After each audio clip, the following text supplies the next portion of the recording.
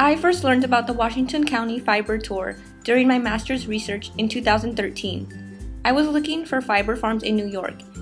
Washington County is in eastern New York and borders with Vermont and New Hampshire.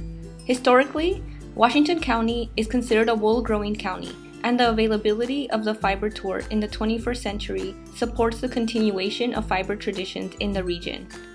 The tour takes place every year on the last weekend of April, when it is starting to warm up in upstate New York. This year, the tour was on April 25 and 26. There were 16 farms on the tour, with fiber animals such as sheep, alpacas, Angora goats, and rabbits. This is David.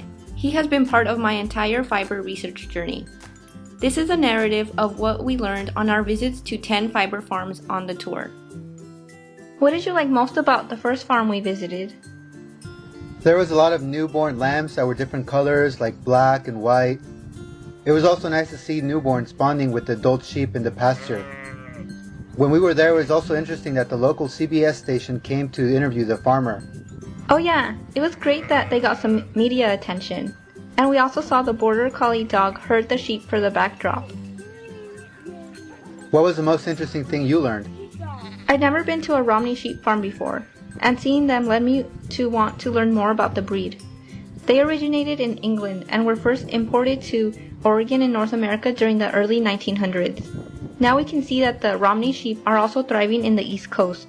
Wool from Romney sheep has the finest fiber diameter among the long wool sheep breeds, and it is great to spin with. The roving I bought was a blend of Romney wool and alpaca fibers.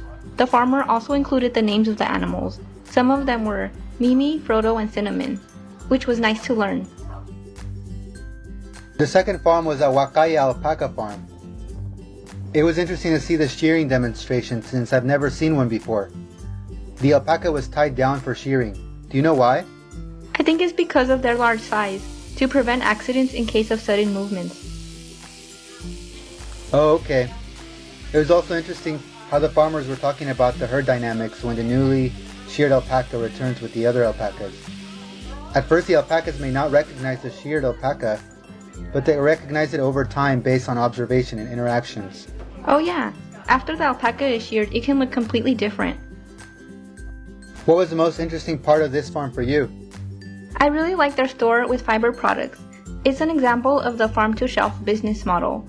They had raw fibers and finished clothing and textiles like shawls, socks, gloves, and blankets. The next farm was also an alpaca farm. It was nice to see the newborn alpacas, which are called crías. That's a Spanish word for baby. It links back to the origins of alpacas in South America. Alpacas were imported from Chile, Peru, and Bolivia during the 1980s and 90s. The alpacas imported during that time make up the current U.S. alpaca industry. Oh, I think we were pretty lucky to see the alpacas and also learn about the fibers from the farmer. He was telling us about the fleece quality based on fineness and uniformity.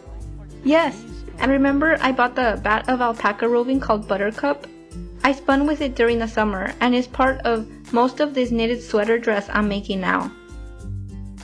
The next farm we visited was an educational fiber farm. The visit was set up as a directed tour with a guide. We first visited the Angora goats. They produce a luxury fiber called mohair. Do you know where the Angora goats come from? Yes, they originated in Turkey. In the U.S., the largest producers of mohair are in the West, specifically Texas. Angora goats in New York are also pretty unique. There were also merino sheep, and it was the first time I saw these type of sheep. This was interesting since the major brands like Icebreaker and Smart Wool use merino wool from New Zealand. Yes, I didn't know there were merino sheep in the U.S., since there is an emphasis on New Zealand merino wool. It was great to see these sheep here. This farm also had Angora rabbits. Do you remember one of them was gray and fluffy? Its name was Bugs Bunny. I remember Bugs Bunny. It was great to see the diversity of fiber animals on this farm. The next farm had fewer animals than the previous farms we visited. They had 2 alpacas, Rainman and Cruiser. They got them from neighboring farms. They also had Romney sheep and a newborn lamb.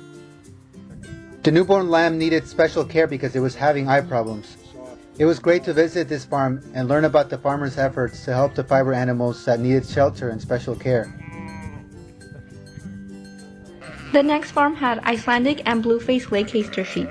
I was especially excited about the Icelandic sheep since they are dual coated with 2 layers of fibers.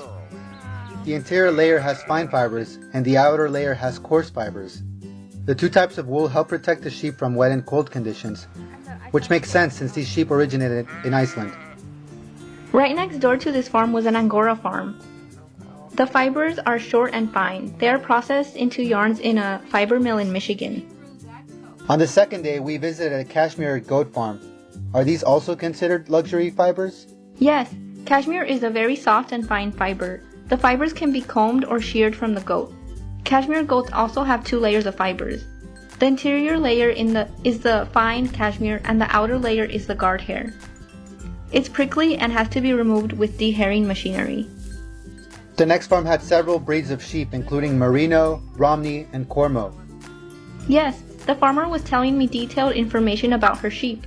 She covers her sheep's fleece to protect them from the sun and to keep the fleeces clean.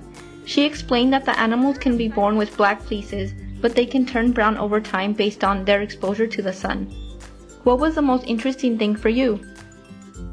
I got to see a skirting demonstration, which is a process of removing chunks of dirt or manure from the sheep's fleece. The fleece covered the entire table and the fiber looked very soft. The last farm we visited had Romney sheep. We started and ended with Romney Sheep Farm. Yes, it was nice to see all the newborn lambs. We saw them sleeping, eating hay, and running around in the pasture. I really like seeing the variety of colors, such as white, black, and browns. Why do you think this is important? Sheep throughout the world have been bred to have white fleeces because it absorbs dye better for mass clothing and textile production. But as we can see, there's a lot of beauty in the natural colors, and I'm glad these fiber farms are helping conserve the natural color traits of these animals.